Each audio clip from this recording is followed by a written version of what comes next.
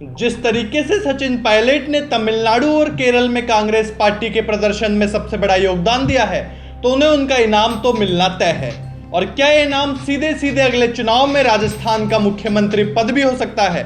दरअसल तमिलनाडु और केरल के हालिया नतीजों के बाद यह सवाल और ज्यादा तेज हो गया है, क्योंकि कांग्रेस के अंदर से कई तरह की पॉजिटिव बॉडी लैंग्वेज सामने आ रही है और इस पूरी कहानी के केंद्र में केवल एक नाम है, सचिन पायलट। हाल ही में जो चुनाव हुए हैं उनमें तमिलनाडु में डीएमके गठबंधन ने और केरल में यूडीएफ ने बहुत दमदार प्रदर्शन किया है।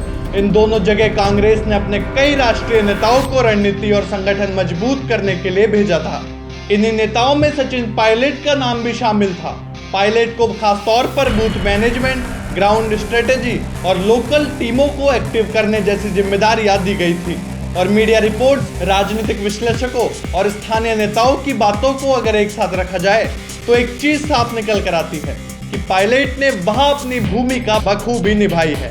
कांग्रेस हाईकमान की नजर में यह बात इसलिए भी महत्वपूर्ण है क्योंकि सचिन पायलट को हमेशा से एक ऐसा चेहरा माना गया है जो संगठन में जोश भर सकता है, युवाओं को जोड़ सकता है और चुनावी मोर्चों पर ऊर्जा ला सकता है। और ये पहली बार नहीं है जब पायलट ने यह साबित किया हो। इससे पहले भी उन्होंने राजस्थान के 2018 चुनाव में अपनी रणनीति, मेहनत और संगठन को खड़ा करने की क्षमता दिखा दी थी, लेकिन तब उन्हें मुख्यमंत्री नहीं बनाया गया और यह विवाद वर्षों तक चला। अब इससे जुड़ा बड़ा सवाल यही है कि तमिलनाडु और केरल के अच्छे प्रदर्शन के बाद क्या कांग्रेस हाईकमान सचिन पायलट को इसका कोई बड़ा इनाम देगा?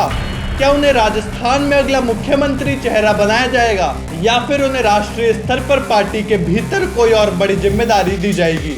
जवाब आसान नहीं है, लेकिन संकेत बहुत कुछ कह देते हैं।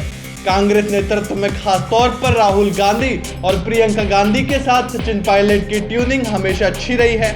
कांग्रेस को जब जब युवा चेहरे की जरूरत पड़ी है, पायलट सबसे आगे दिखाई दिए हैं। और अब जब कांग्रेस दोबारा राष्ट्रीय स्तर पर अपनी जमीन मजबूत करने की कोशिश कर रही है, तो पार्टी ऐसे नेताओं को आगे लाना चाहती है जिनकी पब्लिक में भी पकड़ हो और संगठन में भी सम्मान हो। तमिलनाडु और केरल में पायलट को जो जिम्मेदारी दी गई थी वह एक तरह का टेस्ट भी था कि हाईकमान ये देख सके कि पायलट को आगे कैसे और कितनी बड़ी जिम्मेदारी दी जा सकती है। और पायलट ने उस टेस्ट में अच्छा प्रदर्शन किया है। यही वजह है कि अंदर खाने चर्चा है कि कांग्रेस अब उनके लिए कोई बड़ा रोल तय कर सकती है। लेकिन जब बात आती है राजस्थान की, तो वहां की राजनीति बिल्कुल अलग है। राजस्थान में अशोक गहलोत और सचिन पायलट के बीच का इतिहास किसी से छुपा नहीं है। 2018 से लेकर 2020 तक दोनों के बीच तनाव खुलकर सामने आया। वो बगावत वाला दौर, मंत्री पद से हटाया जाना, विधायकों का धड़ा, सब कुछ राजस्थान की राजनीति को दो हिस्सों में बांट चुका था। हालांकि समय के साथ दोनों पक्षों को शांत किया गया, पर पूरी तरह भरोसा बहाल कभी नहीं हुआ। अब सवाल ये है कि क्या ऐसे माहौल में पायलट को मुख्यमंत्री पद दिया जा सकता है? इसका जवाब इतना सीधा नहीं है। कांग्रेस हमेशा दो बातों को ध्यान में रखकर फैसले करती है। पहला, चुनावी गणित और दूसरा, संगठन का संतुलन।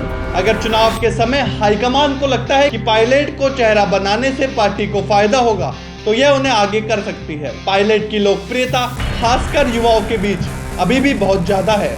उनकी राजनीतिक छवि साफ है, उन पर कोई भ्रष्टाचार का दाग नहीं है और जमीन से जुड़े रहने की उनकी छवि उनको बाकी नेताओं से अलग करती है।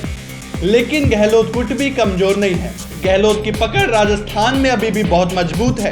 कांग्रेस के अंदरूनी समीकरण हमेशा एक कोशिश करते हैं कि किसी एक धड़े को नाराज नहीं किया जाए। यही वजह है कि अभी तक किसी भी नेता को मुख्यमंत्री का चेहरा घोषित नहीं किया गया है। लेकिन यह भी साफ है कि पायलट की राजनीतिक ऊर्जा, उनकी राष्ट्रीय उपस्थिति और हालिया चुनावी भूमिका ने उन्हें दोबारा हाईकमान की गुडबुक में ला दिया है। अगर 2029 के राजस्थान चुनावों की बात करें तो वहां दो ही संभावनाएं होंगी। या तो कांग्रेस चुनाव से पहले अपना मुख्यमंत्री चेहरा घोषित करेगी या चुनाव के बाद नंबर देखकर चेहरा चुनेगी। अगर चेहरा पहले घोषित हुआ तो पायलट की संभावना काफी बढ़ जाती है, क्योंकि कांग्रेस अगली बार युवा नेतृत्व दिखाना चाहेगी। और अगर चुनाव बाद फैसला हुआ तब भी पायलट के नाम पर चर्चा सबसे पहले आएगी, क्योंकि उनकी छवि जनाधार वाली है। लेकिन यह भी सच है कि राजनीति में कुछ भी अंतिम नहीं होता है। कई बार जिस नेता के नाम की चर्चा होती है वही आखिरी पल में बाहर हो जाता है। लेकिन जो संकेत अभी है वे बिल्कुल साफ बताते हैं कि पायलट को कांग्रेस अगले समय में किसी बड़े रोल में देखना चाहती है। यह रोल मुख्यमंत्री भी हो सकता है और राष्ट्रीय स्तर पर कोई बड़ी जिम्मेदारी भी। इस पूरी कहानी का सार यही है कि सचिन पायलट की राजनीति का दूसरा दौर शुरू हो चुका है। हाईकमान का रुख उनके प्रति नरम और सकारात्मक है। चुनावी परफॉर्मेंस ने उनकी पोजीशन मजबूत की है।